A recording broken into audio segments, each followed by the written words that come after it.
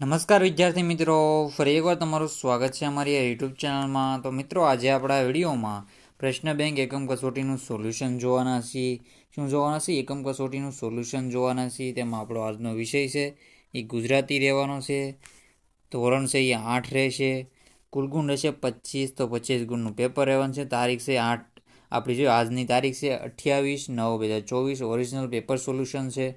જે આજે original level છે તેનું પેપર સોલ્યુશન આપણે આ વિડીયોમાં જોવાના છે. 1 થી 8 પ્રકરણ અને પ્રશ્ન બેંક. તો સાહેબ તમારે પૂરેપૂરું પેપર સોલ્યુશન મિત્રો જોવાનું રહેશે. અને જે તમારા સાહેબે ટીચર મેડમે જે ક્વેશ્ચન પૂછ્યા હોય એનું તમારે સોલ્યુશન કરી લેવાનું રહેશે. અને જો મિત્રો ચેનલમાં ન હોય તો ચેનલને સબસ્ક્રાઈબ કરવાનું ભૂલતા નહીં અને બેલ આઇકન દબાવી દેજો. તમને તરત વિડીયા મળી જશે. બધા પેપરના સોલ્યુશન આવશે ત્યારે વિડીયા મળી જશે. ને પીડીએફ માટે આપણી ટેલિગ્રામ અને વોટ્સઅપ ચેનલની લિંક તમને ડિસ્ક્રિપ્શનમાંથી મળી જશે. ત્યાં જોઈન કરી લેવું. ફોટા પણ મળી જશે. તો આપણે સોલ્યુશન શરૂ કરી દઈએ. કોઈ પણ એક વિભાગના સંવાદ વાંચી પ્રશ્નોના ઉત્તર લખો. જે તમારા ટીચર પૂછે એ કરી લેવા. તો સંવાદ વાંચી લેવાનું રહેશે. મકોડી કહે છે, અરે અરે કીડીબેન, આમ ઉતાવળે ક્યાં ચાલ્યા? તો કીડી કહે છે, આ જુઓ ને, બપોરના 2 થવા આવ્યા. આઈ એમ વેરી હેંગ્રી એટલે મને બહુ ભૂખ લાગી છે. તો આ મારે જોઈ લેવાનું છે ફકરો. ના ક્વેશ્ચન જોઈ લઈએ આપણે. તો પહેલું છે, આ સંવાદમાં વપરાયેલા અંગ્રેજી શબ્દો શોધો. તો અંગ્રેજી શબ્દોમાં તો આપણે જોઈએ તો હું તમને લીટી કરી દઉં છું લાલ પેનથી. જો આઈ એમ વેરી હેંગ્રી, આ બધા અંગ્રેજી છે. પછી લેટ છે, આ અંગ્રેજી છે. બિસ્કિટ છે, પછી ચોકલેટ છે, અંગ્રેજી છે. પછી આપણે આગળ જોઈએ તો લેટ અહીંયા પણ આપેલું છે. આખી ટીમ છે એ છે. પછી કોલ છે. તો આ બધા છે અંગ્રેજી શબ્દો કહેવામાં આવે છે. કેવા છે? અંગ્રેજી શબ્દો છે, યાદ રાખજો. તો આપણે આગળના ક્વેશ્ચન છે, કીડી જમવામાં શાથી મોડી પડી? થોડી કીડી જમવામાં મોડી પડી એનું કારણ અહીંયા જોયું. આ બીજાનો આન્સર છે. આ જુઓ ને, બેનપણીના ઘેરે આટો મારવા ગઈ હતી. વળતા થયું કે લાવને 2-4 ઠેકાણે જોતી જાવ કે ક્યાંક ખાંડ, બિસ્કિટ, ગોળ કે ચોકલેટ પડી જાય તો લેતી જાવ. તો આ બીજાનો આન્સર આવી તે રહેશે. સાહિત્ય જોઈ લો. બહેનપણીના ઘેરે આટો મારવા ગઈ હતી ને વળતા થયું કે લાવને 2-4 ઠેકાણે જોતી જાવ ને બિસ્કિટ માટે ને બધું આપણે ગોળ માટે મળી રહે એ માટે મોડું થઈ ગયું. તો બીજાનો આન્સર આ રહેશે. પહેલામાં આ બધા કરી શકો. પછી બીજા ક્વેશ્ચનના આન્સર હવે જોઈ લઈએ આપણે. કીડીને ઘેર જવાની ઉતાવળ શાથી હતી? તો કીડીને ઘેર જવાની ઉતાવળ હતી. જો અહીંયા આ જુઓ ને, એમાં જ લેટ થઈ ગઈ. હવે ઘેર જઈ ઝટપટ જાવ જમુને, મારી આખી ટીમને લઈને નીકળું. એટલે આપણે પાછા કંઈક બિસ્કિટને ગોળ ને એવું ગોતવા નીકળી જાય કીડીબેન. પછી છે, મકોડીએ કીડીને શી મદદ કરવાનું કહ્યું? તો મકોડીએ કીડીને મદદ કરવાનું કીધું. અહીં જુઓ, ઓકે, મને ક્યાંક કંઈક જોવા મળશે તો તમને ચોક્કસ કહીશ. એટલે કે ચોકલેટ, બિસ્કિટ, ગોળ ને એવું કંઈક મીઠાઈવાળું કંઈક મળે તો હું તમને જરૂર કહીશ. તો ઓકે, થેન્ક યુ ને બધું કંઈ નીકળી જાય. પાછા આવતા વિચાર આવ્યો કે થોડીક જગ્યાએ જઈને જોવું કે તો એવું વાક્યમાં કઈ જગ્યાએ આપેલું છે? તો એવું અહીંયા આપેલું છે 2-4 ઠેકાણે. 2-4 ઠેકાણે 2-4 ઠેકાણે આટો મારતા જાય તો હવે આપેલું છે. તો સાહિત્યનો જવાબ જોઈ લેવો. તો સાહિત્ય તમારે આનો જવાબ જોઈ લેવાનો છે. આગળના ક્વેશ્ચન જોઈ લઈએ હવે.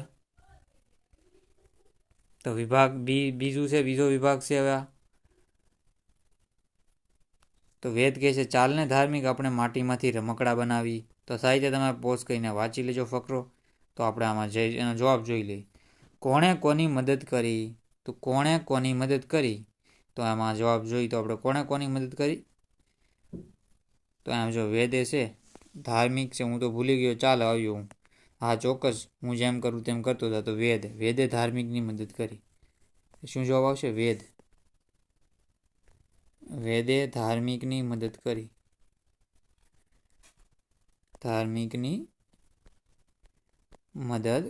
આવી રીતે તમારે જવાબ કરી લેવાનો રહેશે.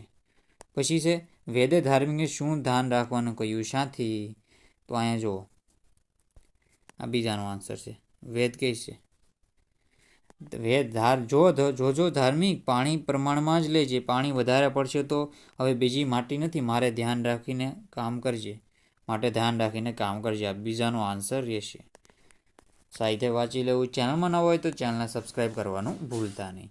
પછી છે, વેદ અને ધાર્મિક રમકડા બનાવવા શી તૈયારી કરી? તો રમકડા બનાવવા શી તૈયારી કરી હતી?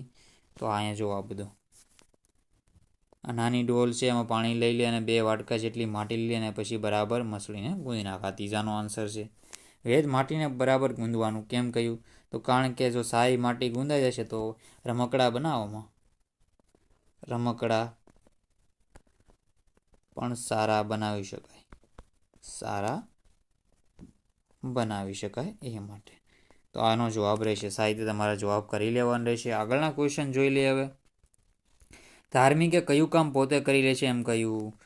તો હું સરસ ગારો બનાવીશ. તો ગારો બનાવવાનું કામ.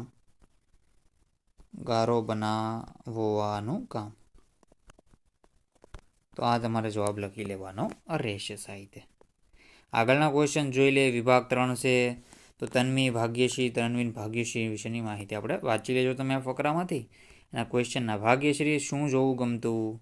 તો એનો જવાબ સીધો હું તમને જોઈ દઉં છું. મેઘધનુષ્ય જોવું ગમતું. પછી છે તન્વીએ મેઘધનુષ્ય વિશે કઈ બાબત જણાવી? મેઘધનુષ્યમાં કેટલા ને કયા રંગ હોય છે? મેઘધનુષ્યમાં 7 રંગ હોય છે. અને કેટલા? જાની વાલી પીનારા. તો આનું સૂત્ર છે જો જાની વાલી પીનારા. યાદ રાખજો.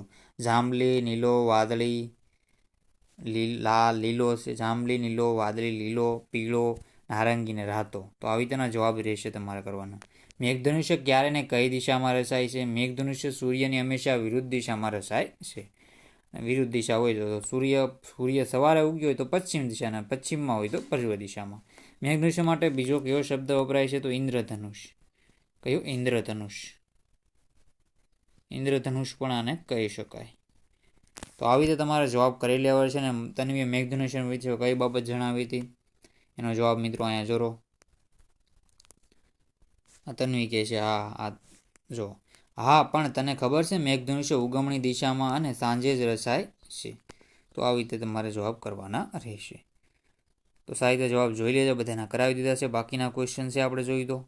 પાઠ્યપુસ્તકમાંથી સાંભળેલી કે વાંચેલી અનુભવ સામગ્રીને આધારે યોગ્ય તારણ કાઢી વૈકલ્પિક તથા અન્ય પ્રશ્નોના જવાબ લખીએ છે. કોઈ પણ એક વિભાગના પ્રશ્નોના ઉત્તર આપો. તો એક પણ વિભાગ આપણે રીતો છોડવાનો નથી, આપણે બધા આપવાના છે. તો વિભાગ 1 છે. કોઈ પણ એક તમારી મહેનત ફળી છે એવું તમને લાગ્યું છે ક્યારે?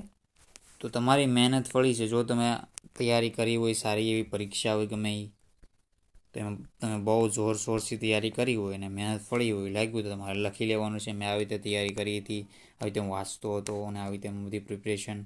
પછી તમને કયું પ્રાણી પાળવું ગમે છે? તો કેમ? તો બધાને અલગ અલગ પ્રાણી પાળવા ગમતા હોય છે. જેમ કે ગાય છે, જેમ કે આપણે જો ભેંસમાંથી એનો પાડો પાળવો ગમતો હોય, પાડી પાળવી ગમતી હોય, બિલાડી પાળવી ગમતી હોય. પછી છે કૂતરો પાળવો બધાને પહેલાં ગમતો હોય, તો કૂતરો આપણે પહેલાં મૂકી દઈએ, કૂતરો છે. તો આવી રીતે બધા પ્રાણી પોપટ પાળવો ગમતો હોય, બધા કૂતરો, ગાય, ભેંસ, પોપટ. તો પક્ષીમાં પ્રાણીમાં આપણે કૂતરો, ગાય, ભેંસ અને બિલાડી વગેરે પ્રાણી લઈ શકીએ. તમે ક્યારે કોઈને મદદરૂપ થયા છો ઓર ક્યારે તમારે જણાવી દેવાનું રહેશે. તમને ગમતા સ્થળ વિશે 4-5 વાક્યમાં લખો. તો ગમતા સ્થળ વિશે તમે લખી શકો. તમારી જે આજુબાજુના વિસ્તારમાં કંઈ સારું એવું સ્થળ હોય તેના વિશે તમે સાહિત્ય લખી શકો છો. તમને આત્મવિશ્વાસપૂર્વક કરેલું કોઈ કામ વિશે લખો. પછી છે તમારી માતા તમારી કાળજી શી રીતે લેશે. આપણા મિત્રોને કઈ રીતે ઉપયોગી છે. વર્ષા ઋતુમાં આકાશી વાતાવરણ વિશે 3-4 લીટીમાં લખો. તો આકાશી વાતાવરણ વિશે આપણે તો હમણાં તો વરસાદનો માહોલ છે. તમારા વિસ્તારમાં વરસાદ હોય તો તમે જણાવી દેજો કોમેન્ટ કરીને. તમે ક્યાંથી છો તમે કોમેન્ટ કરવામાં જણાવી દેજો. તમને કયા સ્થળની મુલાકાત જવું ગમશે. અને જુમો 20થી એકમમાં શોખીન જુવાનોના પાત્ર તમને ગમ્યા કે કેમ. પછી અકસ્માત ન થાય તમે શી કાળજી રાખશો. જો આપણે તો પહેલાં તો હેલ્મેટ પહેરવું, પછી સીટ બેલ્ટ બાંધવું જો 4 વ્હીલમાં હોય તો, પછી ધીમી ગાડી હકારવી, ધીમું વાહન ચલાવવું, પછી ઓવરટેક કરવાની કોશિશ ન કરવી. પછી આપણે જો ગામડું હોય છે તો ગામમાં ધીમે વાહન હાંકવું હોય, બધું માહિતી વાંચી રહેવી જોઈએ. લાયસન્સ પહેલાં તો આપણે બધી માહિતી હોય તો સારું એવું પડી રહેશે. તો કંઈ વાંધો આવતો નથી. તમને તમારી માતાના કયા ગુણ સૌથી વધુ ગમે, શા માટે? મુશ્કેલીના સમયે તમે સૌપ્રથમ કોને યાદ કરો છો, શા માટે? તો બધા ક્વેશ્ચન તમારે જોઈ લેવાના રહેશે. અને આગળના બધા ક્વેશ્ચનો છે આપણે પાર્ટ 2માં મિત્રો કરાવી દઈશું. આગળના ક્વેશ્ચનો છે એ પાર્ટ 2માં હું કરાવી દઈ. તો પાર્ટ 2 માટે તમારે શું કરવાનું રહેશે? તો પાર્ટ 2 આવશે. પાર્ટ 2 હમણાં જ આવી જાય થોડીક વારમાં. તો પાર્ટ 2 માટે ચેનલને સબસ્ક્રાઈબ કરી લેજો. શું કરવાનું રહેશે? ચેનલને સબસ્ક્રાઈબ કરી લેજો, એટલે તમને જલ્દી પાર્ટ 2 મળી જશે. ચેનલને સબસ્ક્રાઈબ કરી લેજો, પાર્ટ 2 મળી જશે. અને જલ્દીને જલ્દી તમે છે આપણી ચેનલમાં 37,000 સબસ્ક્રાઈબર કરાવી દો મિત્રો. તો સાહિત્ય તમારે કરવાનું રહેશે. તો મિત્રો આ વિડીયોનો એન્ડ કરીએ છીએ. જય હિન્દ, જય ભારત.